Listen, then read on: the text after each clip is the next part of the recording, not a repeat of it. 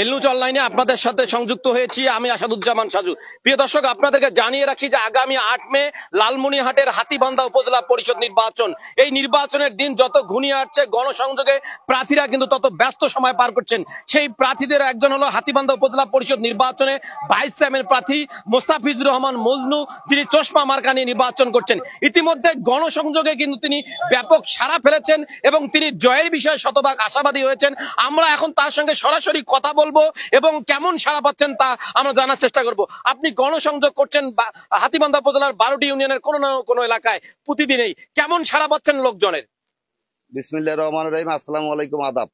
প্রিয় হাতীবান্ধাবাসী, আগামী এই ৬ষ্ঠ উপজেলা পরিষদ নির্বাচনে হাতীবান্ধাবাসী ব্যাপক উৎসাহ উদ্দীপনার মাধ্যমে ভোট প্রদান করবে। আমি যে এলাকায় যাচ্ছি, কারণ আমি ছাত্র পলিটিক্স করি, বিভিন্ন এলাকায় আমি যেখানেই যাচ্ছি সেখানে আমার পরিচিত লোকজন আছে, তারা আমাকে বুকে টেনে নিচ্ছে এবং আগামী ৮ই মে নির্বাচনে তারা আসবে এবং আমার চশমা প্রতীকে তারা ভোট প্রদান করবে। আপনি জয়ের বিষয়ে কতটুকু আশাবাদী?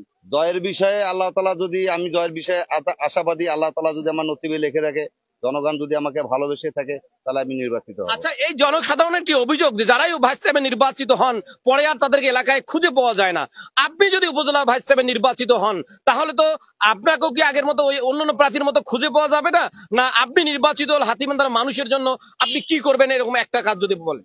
সাজু সাহেব, কথাটা সত্যই, কারণ যারা ইতিপূর্বে নির্বাচিত হয়েছে এই উপজেলা পরিষদের ভাইস চেয়ারম্যান, তারা কিন্তু বিভিন্ন এলাকায় কোনোদিনই যায়নি।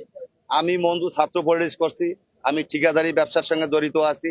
হাতীবান্ধা আমার একটা প্রতিষ্ঠান আছে, Hatibandha clinic and nursing home, সেখানে কিন্তু আমার সব জনগণের সাথে আমার দেখা হয়। হাতীবান্ধা ১২টা ইউনিয়নের মধ্যে ৯টা ইউনিয়নে আমার ঠিকাদারি কাজ আছে। আমি ঠিকাদারি কাজের সাথে সাথে আমি যদি এই লোকগুলোর সাথে সাক্ষাৎ নেই, তাহলে তারা কোনোদিনও মনে হয় এর পূর্বে তারা বলবে না যে ভাইস চেয়ারম্যানরা আসে না, কথা বলে না। এই লোকগুলো হাতীবান্ধা গেলে, একটা অফিসিয়াল কাজে গেলে তাদেরকে যদি আমি সহযোগিতা করি, এক কাপ চা যদি খাওয়াইতে পারি, তাহলে এ কথাটা মনে হয় মানে আর থাকবে না যে উপজেলা ভাইস চেয়ারম্যান যারা নির্বাচিত হয় তারা আর এলাকায় আসেন। আপনি আপনার কাছে সর্বশেষ প্রশ্ন, সেটি হলো যে হাতীবান্ধাবাসীর উদ্দেশ্যে আপনার কোনো বক্তব্য আছে? হাতীবান্ধাবাসীর কাছে আমার এই মেসেজটুকু আমি দিচ্ছি, কারণ হাতীবান্ধার বাসী আমি ডোর টু ডোর অনেকেরই বাড়িতে গেছি, অনেকেরই সঙ্গে সাক্ষাৎ করেছি, বাজারে গিয়েছি। আমি আগামী ৮ই মে যে নির্বাচন অনুষ্ঠিত হবে, তারা ভোট সেন্টারে আসবে এবং পছন্দের প্রার্থীকে তাদের মানে আমার পছন্দের প্রার্থী বা আমার যে প্রতীক, চশমা প্রতীক, তারা আমাকে ভোট প্রদান করবে, এই আশাই আমি ব্যক্ত করছি। ধন্যবাদ মোস্তাফিজুর রহমান মঞ্জু। প্রিয় দর্শক, আপনাদেরকে জানিয়ে রাখি যে লালমনিরহাটের হাতীবান্ধা উপজেলা পরিষদ নির্বাচনে চেয়ারম্যান পদে ৪ জন প্রার্থী থাকলেও কিন্তু ভোটের মাঠে ৩ জন প্রার্থী নির্বাচনে প্রতিদ্বন্দ্বিতা করছেন। ভাইস চেয়ারম্যান পদে কিন্তু ৭ জন প্রার্থী প্রতিদ্বন্দ্বিতা করছেন।